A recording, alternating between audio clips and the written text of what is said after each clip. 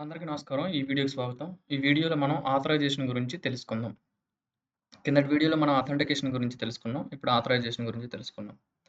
ఇక్కడ చూడండి నేను కంపారిజన్ ఇచ్చాను. ఓకేనా? అథెంటికేషన్ ఏంటంటే హూ ఆర్ యూ? అంటే మన ఐడెంటిటీని కన్ఫర్మ్ చేస్తదనమాట. అది అథెంటికేషన్. ఓకేనా? ఆథరైజేషన్ అంటే వాట్ యూ కెన్ డూ. అంటే మనం ఏం చేయొచ్చు? మన తాలూకా పర్మిషన్స్ ఏవైతే ఉన్నాయో వాటిని కన్ఫర్మ్ చేసేది ఆథరైజేషన్ అనమాట. అంటే మనకి ఏదైనా ఒక పని చేయడానికి యాక్సెస్ ఉందా? లేదా అనేది. దీనికి హెచ్‌టిటిపి కోడ్స్ అనేది ఇలా వస్తాయి. ఫెయిల్ అయిపోతే గనక అథెంటికేషన్ ఫెయిల్ అయితే 401 అన్‌ఆథరైజ్డ్ వస్తది. ఆథరైజేషన్ ఫెయిల్ అయితే 403 ఫర్బిడెన్ అని ఇస్తాం. ఓకేనా? ఈ టోకెన్ మనం జేడబ్ల్యూటీ యూజ్ చేసి చేస్తాం. ఇది మీకు ఆల్రెడీ తెలుసు. లాగిన్ అయ్యాక ఆ టోకెన్ వస్తది. ఆ టోకెన్ యూజ్ చేసి మిగతా ఏపీఐ తాలూకా హెడర్స్‌లో మీరు ఆథరైజేషన్ అనేది పాస్ చేస్తారు. ఓకేనా? సారీ అథెంటికేషన్ కోసం పాస్ చేస్తారు ఆ టోకెన్. ఇప్పుడు మనం ఆథరైజేషన్ ఎలా చేయాలో చూద్దాం. సో, ఆథరైజేషన్ అంటే మనం ఏమని చెప్పాం? దేనికైనా పర్మిషన్స్ ఇవ్వడం కదా! ఇంతకీ దేనికి పర్మిషన్స్ ఇస్తారు? ఎవరు పర్మిషన్స్ ఇస్తారనేది మనం తెలుసుకుందాం. ఇక్కడ మన ప్రాజెక్ట్‌లో మనకి 3 రోల్స్ మనం డిఫైన్ చేసుకున్నామండి. ఒకటి యూజర్, ఇంకోటి అడ్మిన్, ఇంకోటి సూపర్ అడ్మిన్. సూపర్ అడ్మిన్ అంటే ఏంటంటే మొత్తం సిస్టమ్‌కి ఓనరు. అంటే మనకి కంపెనీ ఓనర్ అని చెప్పొచ్చు. అడ్మిన్ అంటే మనకి మేనేజర్ లాగా. సో, యూజర్ అనేవాడు లాస్ట్ పనోడనమాట. ఓకేనా? సో, వీళ్ళకి డిఫరెంట్ పర్మిషన్స్ ఉంటాయన్నమాట. మనకి సూపర్ అడ్మిన్‌కొచ్చి మనం అన్ని పర్మిషన్స్ ఉంటాయి. ఓకేనా? ఇంక్లూడింగ్ కాన్ఫిగరేషన్స్ అన్నీ. Because he is the owner కదా! ఓనర్ గాడికి అన్ని పర్మిషన్స్ ఉంటాయి. మేనేజర్‌కి కొన్ని పర్మిషన్స్ మాత్రం ఉంటాయి. స్లాట్స్ బుక్ చేయడం, అన్ని టికెట్స్ చూడడం, యూజర్స్‌ని మేనేజ్ చేయడం. ఓకేనా? ఇలాంటి పర్మిషన్స్ అన్నీ అడ్మిన్‌కి ఉంటాయి.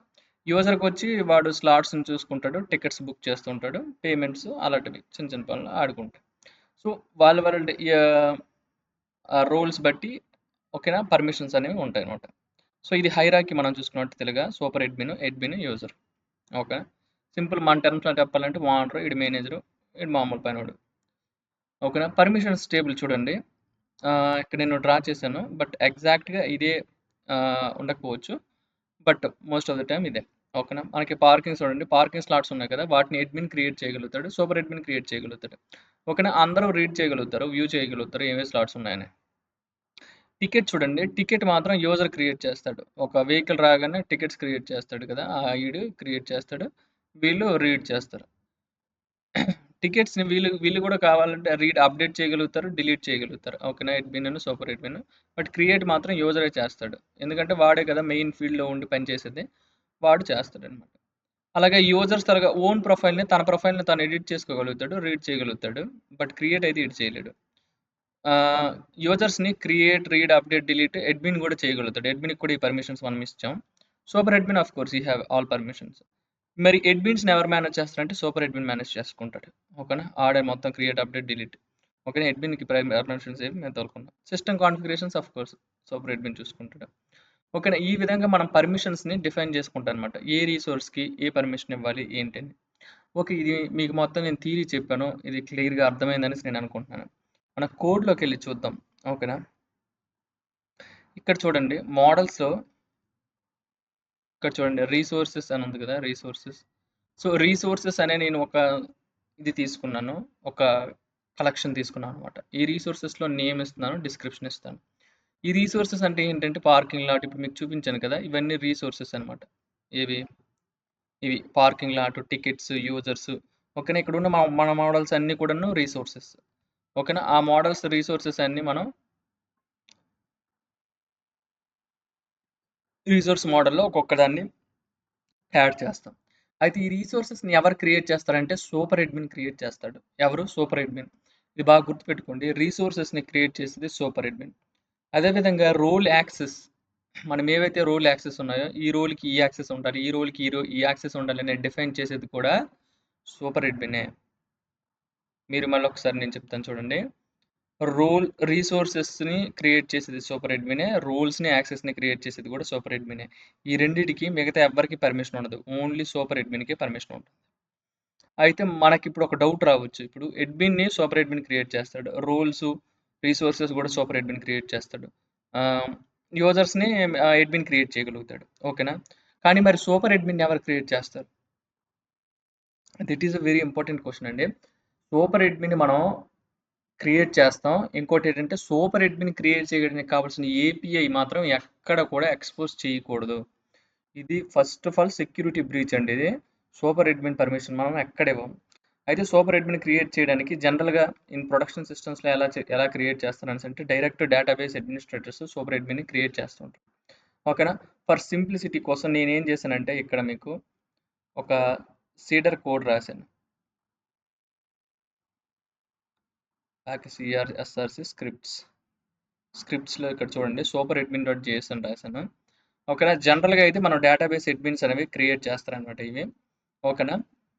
ఇలా కూడా క్రియేట్ చేయొచ్చు. ఇది కూడా మంచి పద్ధతి. ఇక్కడ చూసినట్లయితే మీ సూపర్ అడ్మిన్ తల యూజర్ నేమ్ పాస్వర్డ్ నేను .env ఫైల్‌లో ఇచ్చి అక్కడి నుంచి రీడ్ చేస్తాననమాట.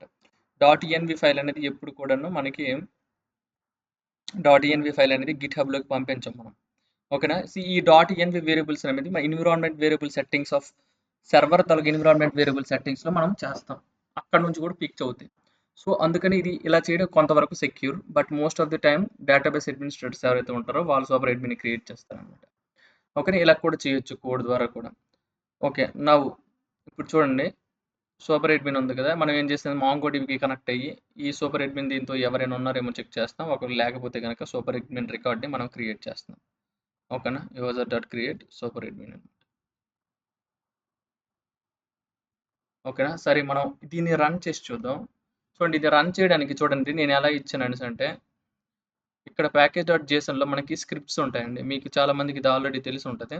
సో, ఇక్కడ మనం స్టార్ట్, సీడ్ ఏదైనా మనకు స్పెసిఫిక్‌గా కస్టమైజ్ స్క్రిప్ట్ కావాలంటే మనం పేరెట్టుకొని మనం దాన్ని ఎలా రన్ చేయాలనేది మనం ఇక్కడ ఇచ్చుకోవచ్చు. ఓకేనా? ఇక్కడ చూడండి.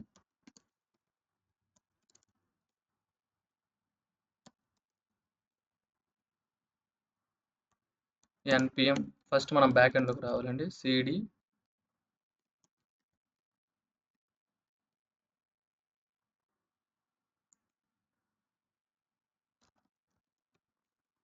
సీడీ పార్కింగ్ లాట్ నేను బ్యాక్ ఎండ్‌లోకి వస్తున్నాను.